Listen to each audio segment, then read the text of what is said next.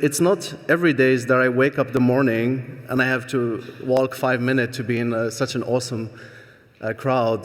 Thank you, Doan, for bringing all these people here. Thank you very much. This is really exciting. And again, welcome to Berlin.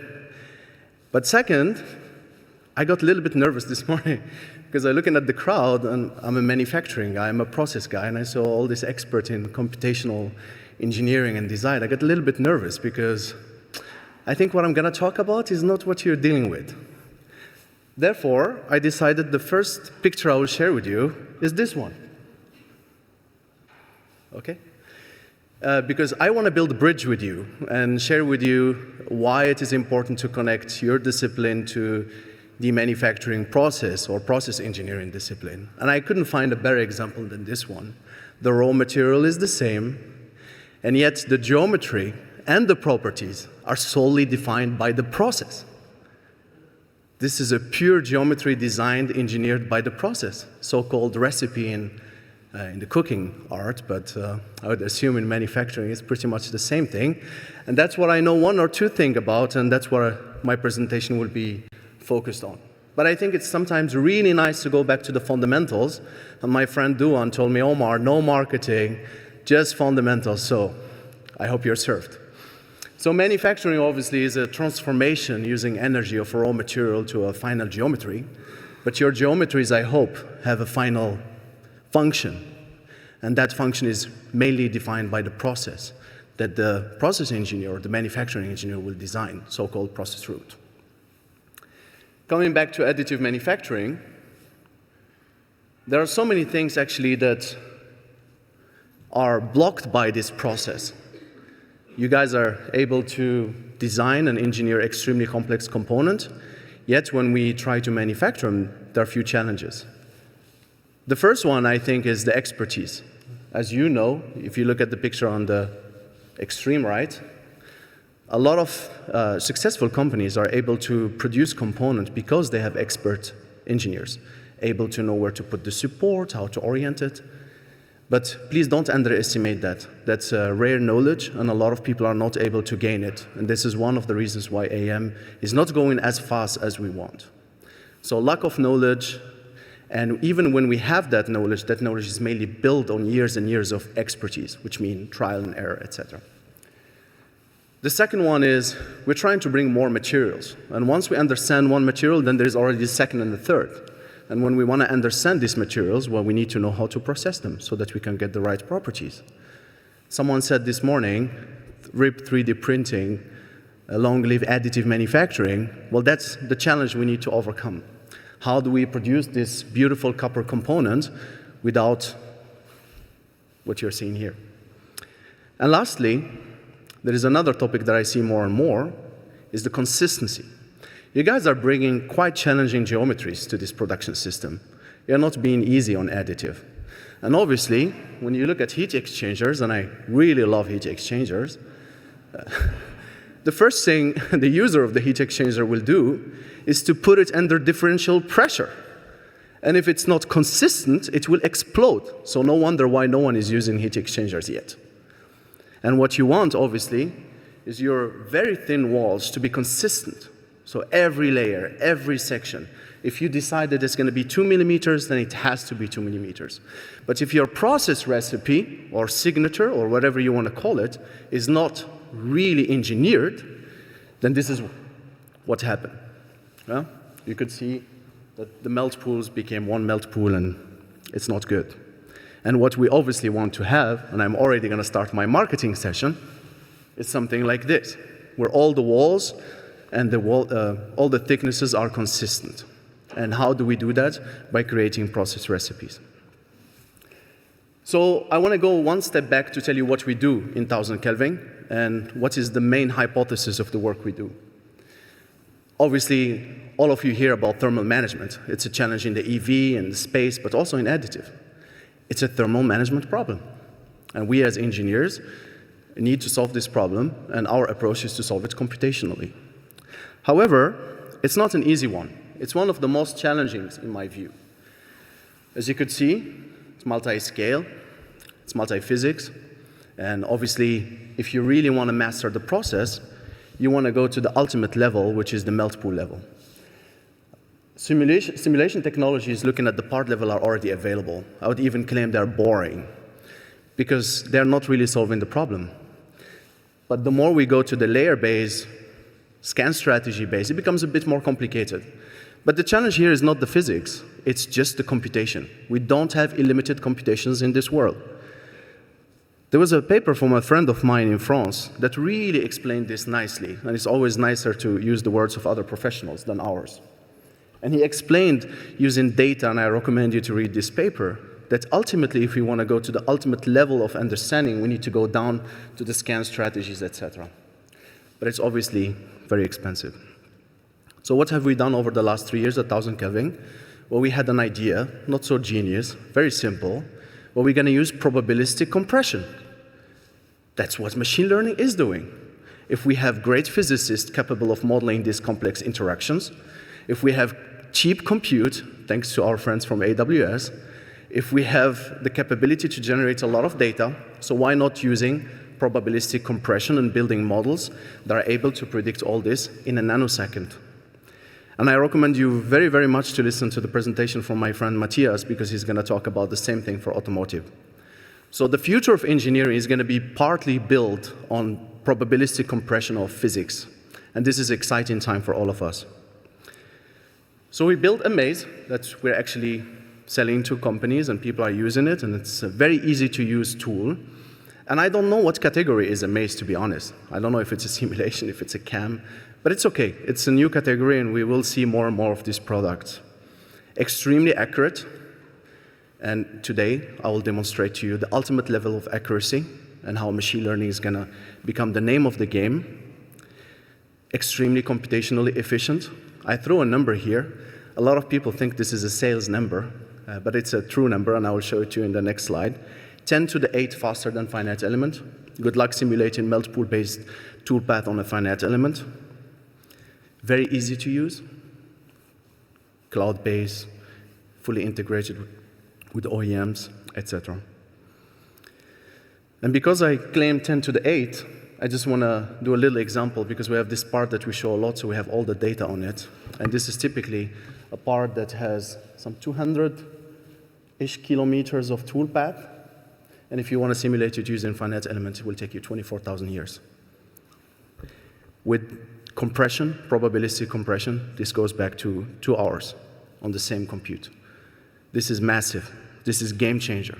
And if it continues like this, that means that these technologies are going to go to the shop floor. The analysts have been the consumer of these technologies. The more they become computationally efficient, easy to use, validated, trusted, I am imagining that the shop floors are going to be different. And hopefully, we're going to see more and more of your parts in our cars and planes. So this will not be possible without integrations, obviously. And we are really, really happy to be one of the first companies in the world that work closely with the leaders.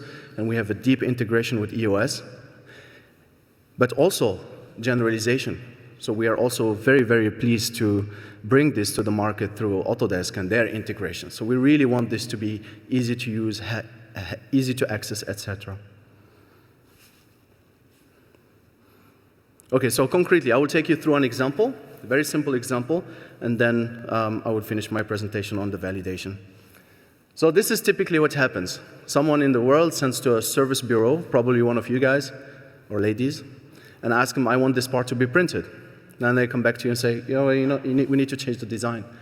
And we need to do a few iterations and things like that. And the cost keeps growing, and the interaction gets long, and the lead time, everything becomes more complicated. And this is really one of the main, really simple, tangible blockers of this industry. If we can make this easier, a lot of people will print more. And I hear all of you and some of you telling me, AM. So these are the issues behind. So how does that look? Well, it is a complex physics problem. The part is being built, and suddenly, you will see it here, an intricate corner of this geometry will start becoming liquefied.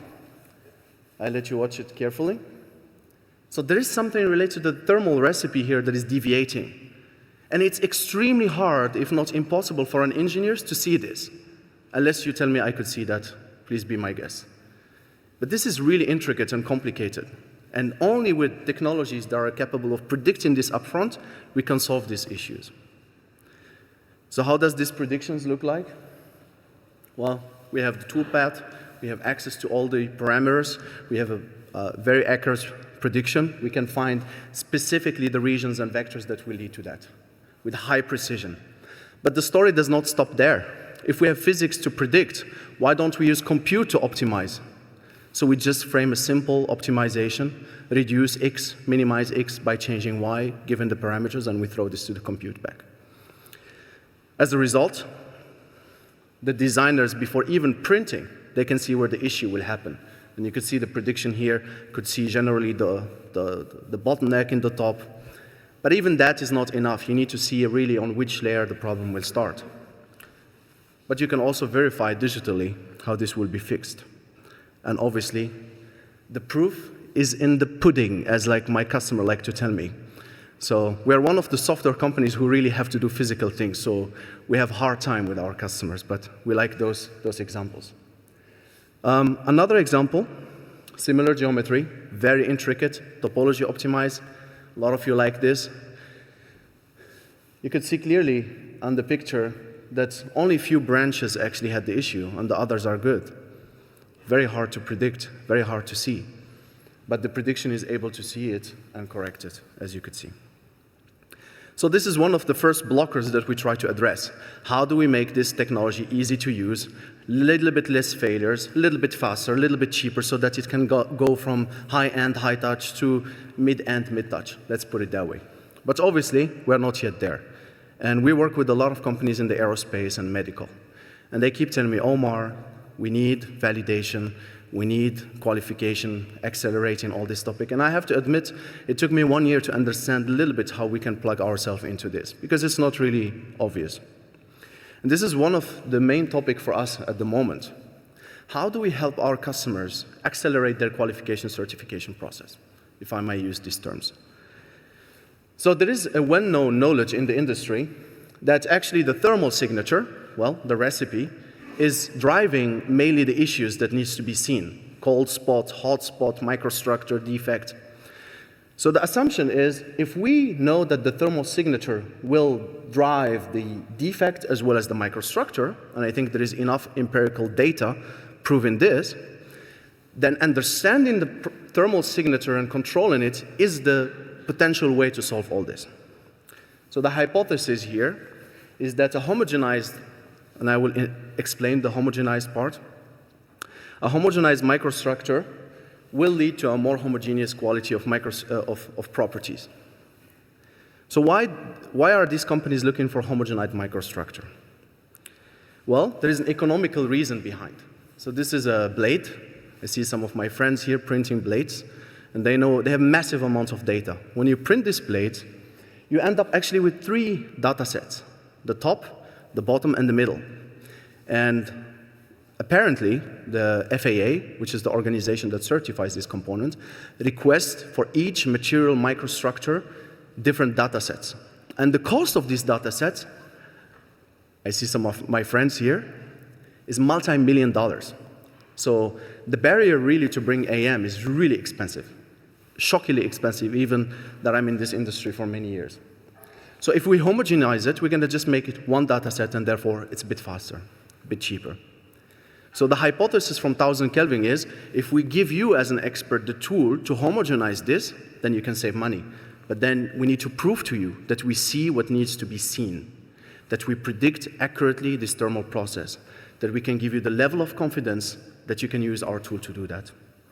And with our friends at EOS, not only we are integrating, but we do a lot of fun research, and we look at optical tomography. So what you see on the right, my right, is an optical tomography image of a titanium component. And what you see on the left, my left, is the AI prediction. Now, besides the accuracy of the prediction and the efficiency in predicting this in few seconds, there is another layer of amazing things happening here. What you see on the right is the ultimate level of sensing. It's gray values. What you see on the left is temperature data. Very precise temperature data, which means now you can correlate, start connecting to microstructure and things like that. Zooming a little bit on the details, you could see the AI is capable of predicting the cold spot, the hot spot, with a high level of precision. And this is, I would say, in my opinion, a breakthrough. I can continue with multiple pictures, but you could see even intricate cold spots having been detected by the AI. So the funny thing is, sometimes this sensing are not working. There's dust or something like that. So the image is wrong, but the AI is not wrong. So, and I think there are some examples like this where, if you have a validated physics-based engine, well, sometimes it's better to trust the physics. So as a consequence, how do we use this? How do we envisage to use this concretely? This is a fun example where we have done some work with the DLR, gave us amazing data. And you could see that this impeller, closed impeller, was printed, was analyzed, and you could see that there is alpha-beta decomposition, which basically tells you that the thermal signature led to an undesired microstructure. So they need to do heat treatments to solve this. But what we were able to do is to predict precisely that upfront. Here is the region where you will have overheating. Those are the type of melt pool you will get. Those are the temperatures, et cetera, et cetera. And we are working with them to see how can we homogenize this and create a uniform microstructure.